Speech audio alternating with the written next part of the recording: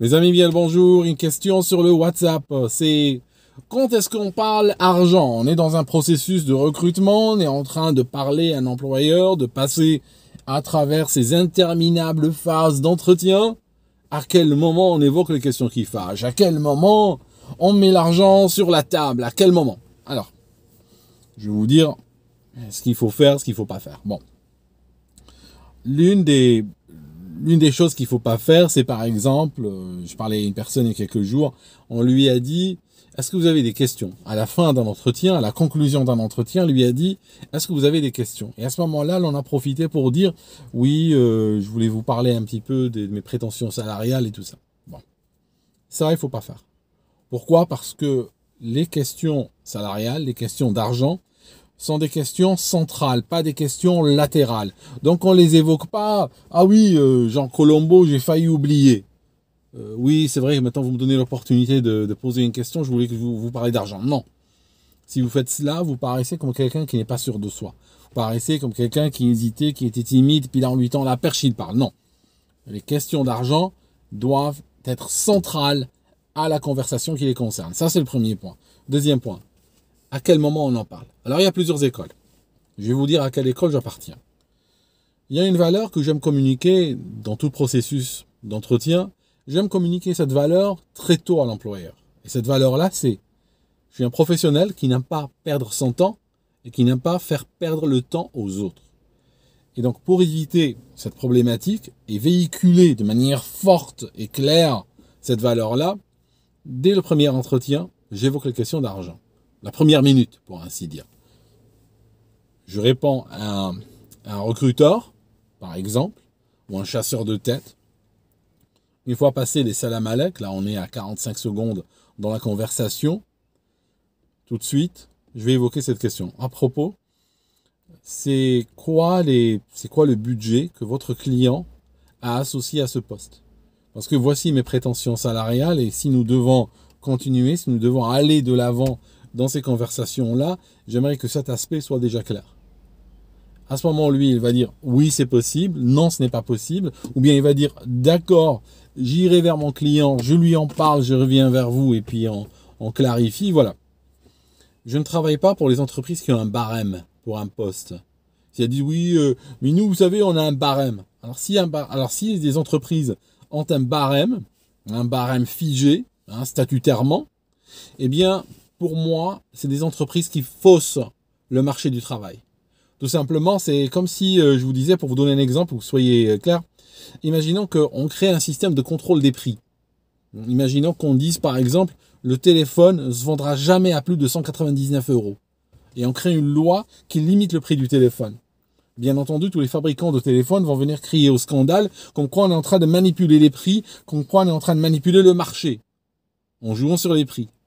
Donc, de la même manière, je tolère absolument pas les entreprises qui veulent manipuler le marché de l'emploi en disant ah oui, nous, on est bloqué là, sur ce poste, tout le monde doit. Si elle commence à parler comme ça, généralement, je passe la main. Donc ça, c'est important.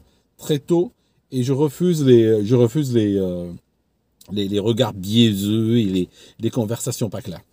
Dans l'idéal, j'aime bien confirmer cela avec au moins 2 personnes. Parce que ça m'est déjà arrivé dans une entreprise à très faible niveau d'éthique d'ailleurs.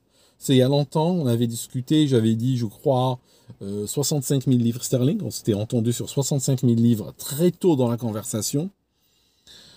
Plusieurs entretiens plus tard, parce que malheureusement aujourd'hui, les entretiens, ça devient à rallonge. Des fois, pour un seul poste, tu dois faire 5-6 entretiens. Une fois qu'on arrive au dernier entretien, là, ils me disent oui, que eux, leur budget maximal ici, c'est 60 000. Ok. Partant du principe que de toute façon, le mec, il a perdu 2 mois avec nous, il ne pourra pas faire demi-tour. Vous voyez? Donc, vaut mieux confirmer cela avec au moins 2 personnes relativement tôt dans le processus. Pour les startups, généralement, j'exige plus d'argent que pour les entreprises établies depuis longtemps. Pourquoi? Parce que c'est très simple. La startup, je suis en train de parier dessus. La majorité des startups ne sont pas là dans 3 ans. Donc, si moi, je dois rejoindre une startup, je veux que ce risque soit inclus dans l'équation. Maintenant, est-ce qu'on peut changer, c'est une question latérale aussi qui revient souvent, est-ce qu'on peut changer une discussion qu'on a eue par rapport à l'argent. Je lui ai dit au départ que j'acceptais par exemple 50 000. Est-ce que plus tard, je dis que je veux 60? Alors, oui et non. Oui et non. La seule condition à laquelle je répondrai oui à cette question, et je peux revenir sur la conversation qu'on a eue au début, c'est que si, une fois que je vais à travers tous leurs entretiens, je réalise que l'emploi ou le poste n'est pas comme décrit dans l'annonce. Par exemple, je vous donne un exemple. Mettons que dans l'annonce, c'était pas clair que cet emploi est basé sur une grande ville.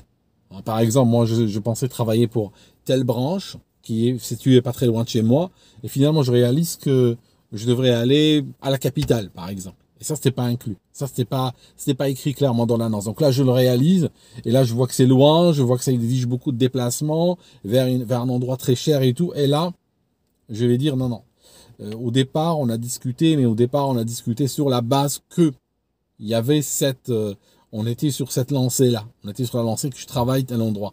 Maintenant, je réalise que vous voulez que j'aille tel endroit. Soit c'est no go, j'y vais pas, soit j'y vais, mais alors cette fois-ci, il va falloir payer plus. Ou bien que je découvre tout élément qui n'était pas inclus. Par exemple, je découvre au cours des discussions que ça exige 40% de voyageurs à l'étranger. C'était pas prévu, c'était pas écrit dans le texte de l'annonce. Donc à ce moment-là, vous me rajoutez quelque chose qui était inconnu au départ. Mais moi, je vous rajoute aussi quelque chose qui était inconnu au départ, ce que je vais vous rajouter. Je demanderai une augmentation salariale avant même de commencer. Voilà. Donc, il faut être très clair là-dessus. Les questions d'argent sont essentielles. Pourquoi? Je vous donne un exemple. J'étais une fois à Las Vegas dans un grand casino et il y avait des zones un peu isolées des autres. Et là-dessus, c'était des tables avec des forts enjeux, des enjeux très élevés. On avait par exemple des tables où des gens jouaient avec des jetons noirs, qui étaient des jetons de 100 $. Le noir généralement vaut 100 $, mais ce n'est pas universel. Selon les casinos, selon les pays, ça peut avoir une autre valeur. Donc, c'était des jetons de 100 $. Et il y avait des joueurs qui avaient des piles énormes devant eux.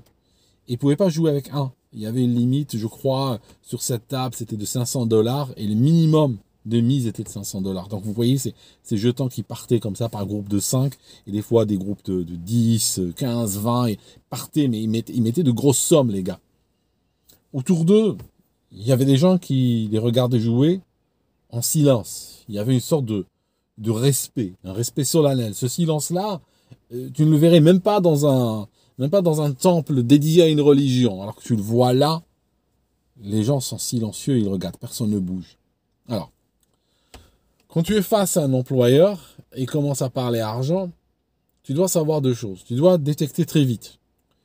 Est-ce que le gars que tu as en face, il est en train de jouer par exemple au blackjack avec des jetons noirs, ou bien est-ce qu'il est en train de jouer au jeu des 7 familles avec des chewing-gums, des zigomards et des caprices?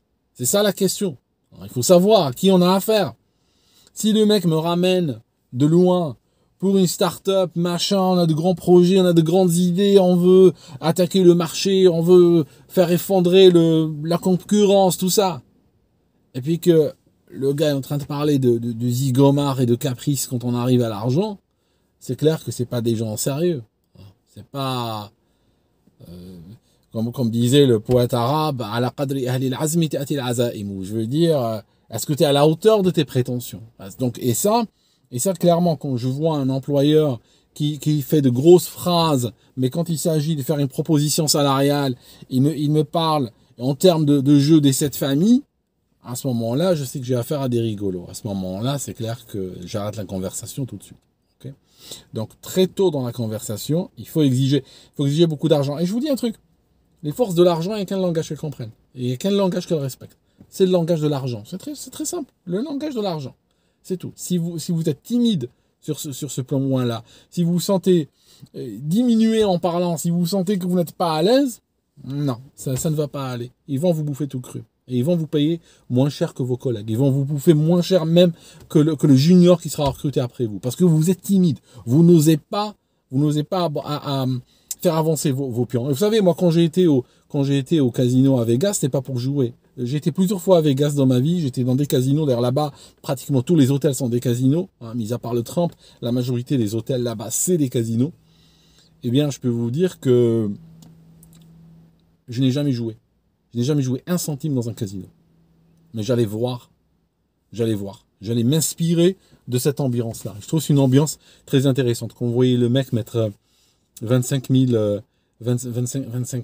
dollars sur une case, sans brancher, là vous voyez que le type, je sais pas d'où il vient, je sais pas qui il est, mais vous voyez que sur les questions d'argent, c'est un gars qui a l'air très, très solide. Et donc, quand je parle avec des recruteurs, je veux voir la même chose. Je veux sentir la même ambiance. Est-ce que c'est des gens solides quand il y a de l'argent sur la table ou est-ce que c'est des gens qui vont flancher? Voilà mes amis. C'était juste une petite vidéo rapide. Je vous laisse. Je reviens dans une autre. Et puis en attendant, n'hésitez pas à envoyer vos questions sur ce téléphone. Et puis arrêtez de jouer avec cette famille. À très bientôt.